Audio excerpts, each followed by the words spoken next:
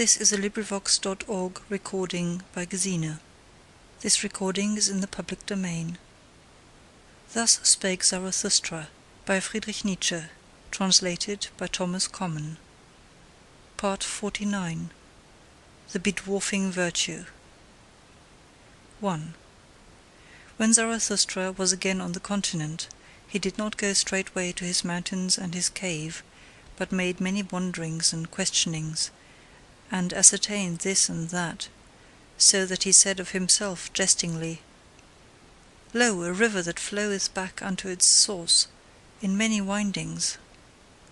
For he wanted to learn what had taken place among men during the interval, whether they had become greater or smaller. And once, when he saw a row of new houses, he marvelled and said, What do these houses mean? Verily, no great soul put them up as its simile. Did perhaps a silly child take them out of its toy box? Would that another child put them again into the box. And these rooms and chambers, can men go out and in there? They seem to be made for silk dolls, or for dainty eaters, who perhaps let others eat with them. And Zarathustra stood still and meditated. At last he said sorrowfully, There hath everything become smaller. Everywhere do I see lower doorways. He who is of my type can still go there through, but he must stoop. Oh, when shall I arrive again at my home, where I shall no longer have to stoop, before the small ones? And Zarathustra sighed and gazed into the distance. The same day, however, he gave his discourse on the bedwarfing virtue. 2. I pass through this people and keep mine eyes open. They do not forgive me for not envying their virtues. They bite at me, because I say unto them that for small people small virtues are necessary, and because it is hard for me to understand that small people are necessary. Here I am still a cock in a strange farmyard, at which even the hens peck, but on that account I am not unfriendly to the hens. I am courteous towards them, as towards all small annoyances. To be prickly towards what is small seemeth to me wisdom for hedgehogs. They all speak of me when they sit around their fire in the evening. They speak of me, but no one thinketh of me. This is the new stillness which I have experienced. Their noise around me spreadeth a mantle over my thoughts. They shout to one another, What is this gloomy cloud about to do to us? Let us see that it doth not bring a plague upon us. And recently did a woman seize upon her child that was coming unto me. Take the children away, cried she. Such eyes scorch children's souls. They cough when I speak. They think coughing an objection to strong winds. They divine nothing of the boisterousness of my happiness. We have not yet time for Zarathustra, so they object. But what matter about a time that hath no time for Zarathustra? And if they should altogether praise me, how could I go to sleep on their praise? A girdle of spines is their praise unto me. It scratches me, even when I take it off. And this also did I learn among them. The praiser doeth as if he gave back. In truth, however, he wanteth more to be given him. Ask my foot if their lauding and luring strains please it. Verily, to such measure and tick-tack, it liketh neither to dance nor to stand still. To small virtues would they fain lure and laud me. To the tick-tack of small happiness would they fain persuade my foot. I pass through this people and keep mine eyes open. They have become smaller, and ever become smaller. The reason thereof is their doctrine of happiness and virtue.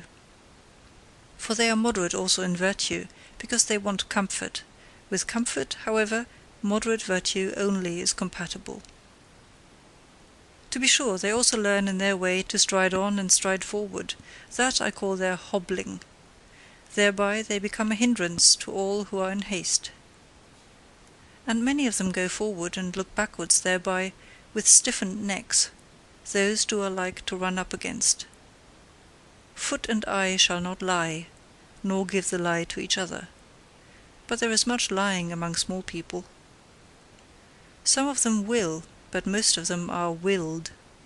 Some of them are genuine, but most of them are bad actors. There are actors without knowing it amongst them, and actors without intending it. The genuine ones are always rare, especially the genuine actors. Of man there is little here. Therefore do their women masculinize themselves. For only he who is man enough will save the woman in woman. And this hypocrisy found I worst amongst them, that even those who command feign the virtues of those who serve. I serve, thou servest, we serve, so chanteth here even the hypocrisy of the rulers, and alas, if the first lord be only the first servant! Ah, even upon their hypocrisy did mine eyes' curiosity alight, and well did I divine all their fly happiness and their buzzing around sunny window panes. So much kindness, so much weakness do I see, so much justice and pity, so much weakness. Round, fair, and considerate are they to one another, as grains of sand are round, fair, and considerate to grains of sand. Modestly to embrace a small happiness, that do they call submission, and at the same time they peer modestly after a new small happiness. In their hearts they want simply one thing most of all, that no one hurt them. Thus do they anticipate every one's wishes, and do well unto every one. That, however, is cowardice, though it be called virtue. And when they chance to speak harshly, those small people, then do I hear therein only their hoarseness. Every draught of air maketh them hoarse. Shrewd indeed are they. Their virtues have shrewd fingers. But they lack fists. Their fingers do not know how to creep behind fists. Virtue for them is what maketh modest and tame. Therewith have they made the wolf a dog, and man himself man's best domestic animal.